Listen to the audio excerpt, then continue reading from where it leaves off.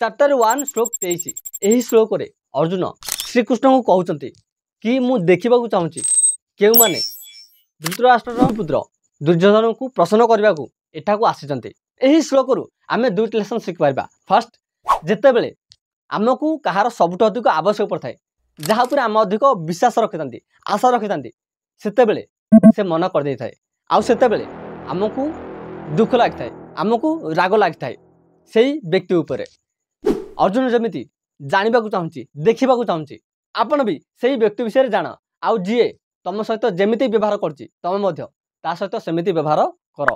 Second बेले बेले आम जानी था आम फैमिली मेंबर हो कि आम सांगर भूल होती तथापि आम तार साथ दे था आम तार भूल को आगू बढ़ी था बदल में आम आमर भूल को स्वीकार कर से कथा को सेठी फिनिश करदेवा उचित कहीं पर अनुताप होता है कि हाँ आमर भूल होती जदि तुम साइड किसी भूल ना तुम सहित अन्याय होती तुम ता विरुद्ध में एक्शन नेबा पड़ो।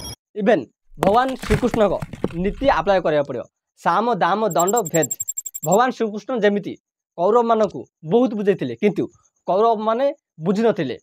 इवेन भगवान श्रीकृष्ण कौरव मान को कही पूरा राज्य नहीं जाओ आ पांडव मान को केवल 5टी गाँ दियो से रही किंतु कौरव माने किछि बुझी नथिले किछि शुणी नथिले बाध्य होई भगवान श्रीकृष्ण युद्ध को आपणाई आपन को भी सेमिति करबार दरकार। प्रथम कथा हुआ जदि तुमर भूल होइछि तो निजर भूल को स्वीकार कर जदि सामना वालों भूल होइछि तो ताकू बुझाओ जदि से बुझुनी तो लड़िबा दरकार। लड़िया माने खाली एइटा नाइ कि लड़ाई झगड़ा करबा लड़िया माने आईन रो आश्रय नेबा को मध्य बुझाई थाए लड़िबार परिणाम बा लड़ी झगड़ा करिवार परिणाम केवल क्षति होता है। तो लड़ी झगड़ाटू दूरे रुह जदि लड़ाई झगड़ा करवा केवल ऑप्शन ही थिबो तो लड़िबा दरकार अदरवाइज लड़ाई झगड़ाटू दूरे रुह। See next video be happy be life.